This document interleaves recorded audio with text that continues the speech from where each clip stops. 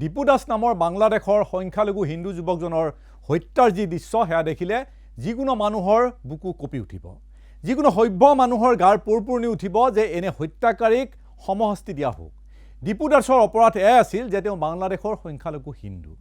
গতিকে কট্টৰপন্থী ইছলামীৰ বাবে সেয়া অক্ষমনীয় অপৰাধ হিচাপে বিবেচিত হ'ল। দীপু দাসৰ হত্যাৰ অংশ হ'ব পৰা মানেই জন্নতলৈ যোৱা বুলি তেওঁলোকে ভাবি লৈছে। বাংলাদেশত নৱপ্ৰজন্মৰ মাজত এনে চিন্তাধাৰা দ্ৰুতগতিত আৰু অতি গাঢ়ভাৱে শিপাইছে। মাত্ৰ কেইটামান বছৰ পূৰ্বে বাংলাদেশৰ অৰ্থনীতিৰ ফালে যদি আপুনি চাই, সেই অৰ্থনীতি বিকাশ ৰকেটৰ গতিত আগুৱাইছিল।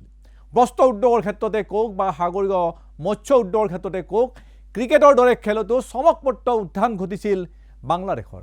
পুৰুষৰ সৈতে ফেৰ মাৰি আগবাঢ়ি আহিছিল মহিলাও। ক্ৰমশ বৰ্ষাৰ বন্ধনৰ আৱৰণৰ পৰা মুক্তি বিচাৰিছিল মহিলাই। কিন্তু হঠাৎ পথ পৰিৱৰ্তন ঘটিল। পথ পৰিৱৰ্তনৰ কাৰণ হ'ল গোড়ামী, ধৰ্মীয় গোড়ামী।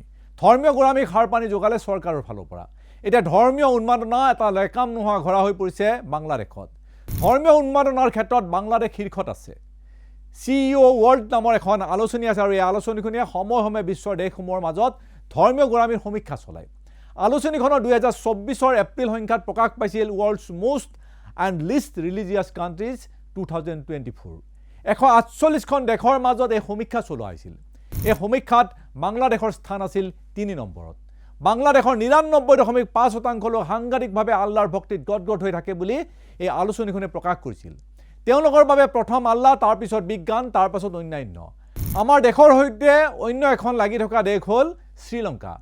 সৰু দ্বীপৰাষ্ট্ৰখনৰ ধৰ্মীয় গোড়ামীত স্থান হ'ল 7 নম্বৰ। বিশ্বৰ 7 নম্বৰ স্থানত আছে শ্ৰীলংকা। দেশবাসীয়ে খাবলৈ পাওক বা নাপাওক, ধৰ্মীয় গোড়ামীত কিন্তু স্থান মজবুত কৰি ৰাখিছে শ্ৰীলংকাই।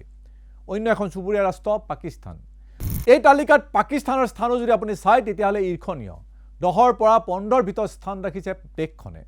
হিংসা, হত্যা, দুৰ্ভিক্ষই গ্ৰাস কৰাৰ সময়ত ধৰ্মীয় গোড়ামীৰ ক্ষেত্ৰত এই স্থান নিশ্চিতভাৱে অন্য দেশৰ বাবে হয়তো ঈৰ্ষাৰ বিষয় হ'ব পাৰে। ইয়াৰ বিপৰীতে সেই তালিকাত ভাৰতৰ স্থান 54 সংখ্যক। অৰ্থাৎ ধৰ্মীয় গোড়ামীৰ ক্ষেত্ৰত 148খন দেশৰ মাজত 54 সংখ্যক স্থানত আছে ভাৰতবৰ্ষ। এয়াও কিন্তু পেলাই দিব পৰা বিধৰ স্থান নহয়। এনে পৰিস্থিতিৰ মাজত চুবুৰীয়া 2 দেশ পাকিস্তান আৰু বাংলাদেশৰ সৈতে আমাৰ মাজতে এক অঘোষিত প্ৰতিযোগিতা চলে। দীপ দাসৰ দৰে নিৰীহ হিন্দু লোক যেতিয়া ধৰ্মীয় গোড়ামীৰ চিকাৰ হয় বা সেই দীপ দাসক যেতিয়া জ্বলাই দিয়া হয়, তেতিয়া নিশ্চিতভাৱে হিন্দু হিচাপে আমাৰো তেজত উত্তাপ বাঢ়ে।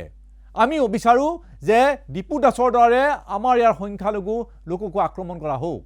দীপু দাসৰ দৰে নিৰীহ হিন্দু লোক যেতিয়া ধৰ্মীয় নিঃসংগতাৰ বলি হয়, আমাৰ তেজ উঠলি উঠে।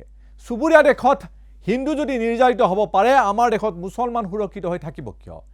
এই ধৰণৰ প্ৰশ্ন বিভিন্ন লোকৰ ক্ষেত্ৰত আহে। কাৰণ আমি নিৰন্তৰ পাকিস্তান আৰু বাংলাদেশৰ ওপৰত নজৰ ৰাখোঁ। এই নজৰ কেৱল ধৰ্মীয় কোণত। বিশ্বৰ ধৰ্মীয় গোড়ামী 3 নম্বৰ স্থানত আছে বাংলাদেশ আৰু 10ৰ পৰা 15 স্থানত আছে পাকিস্তান। আৰু তাৰ সমান্তৰালভাৱে 54 নম্বৰত থকা দেশখন হ'ল আমি। গতিকে নিশ্চিতভাৱে এই দুইখন দেশৰ মাজত আমাৰ এক অঘোষিত প্ৰতিযোগিতা। কিন্তু মন কৰিব, আমাৰ দেশৰ অন্য এখন চুবুৰীয়া দেশ আছে চীন, আৰু ওচৰত আছে জাপান। জনসংখ্যাৰ অনুপাতে বিজ্ঞান, অৰ্থনীতি, শিক্ষা প্ৰায়বোৰ দেশতে এই দেশ দুখন চীন আৰু জাপান ভাৰততকৈ বহু আগবঢ়া।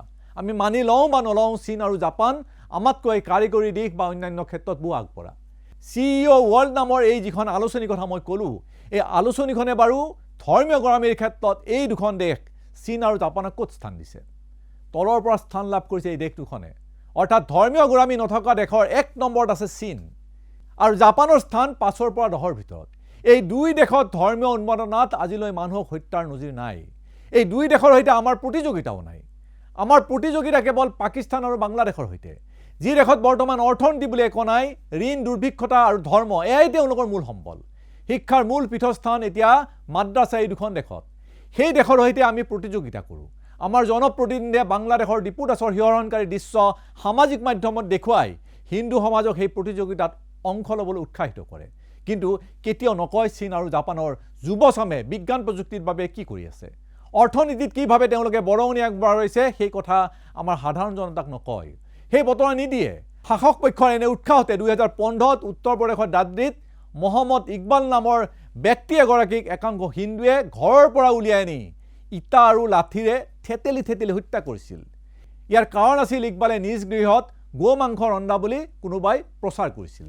পৰৱৰ্তী সময়ত ইকবালৰ গৃহত উদ্ধাৰ হোৱা মাংস ফৰেনচিক লেবৰেটৰী পালেগৈ আৰু এই ফৰেনচিক লেবৰেটৰীত প্ৰমাণ হ'ল যে ইকবালে ৰন্ধা মাংস ছাগলীৰহে মাংস আছিল, গো মাংস নাছিল। 2017 চনৰ 1 এপ্ৰিলত ৰাজস্থানত পেহেলু খান নামৰ ব্যক্তি এজনক নৃশংসভাৱে হত্যা কৰা হৈছিল। পেহেলু খানৰ দোষ কি আছিল?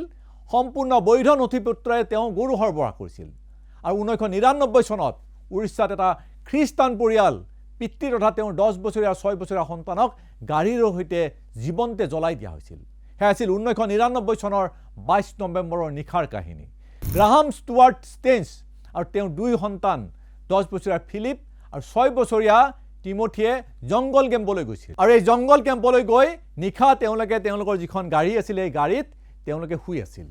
গভীৰ নিশা প্ৰায় 50 জনীয়া দল এটা সেই গাড়ীখন ঘেৰি ধৰিছিল আৰু গাড়ীখনত পেট্ৰল ঢালি জ্বলাই দিছিল আৰু গাড়ীত শুই থকা অৱস্থাত এই 3 ব্যক্তি অৰ্থাৎ পিতৃ আৰু 10 বছৰীয়া 6 বছৰীয়া সন্তান সেই জুইত জাহ গৈছিল।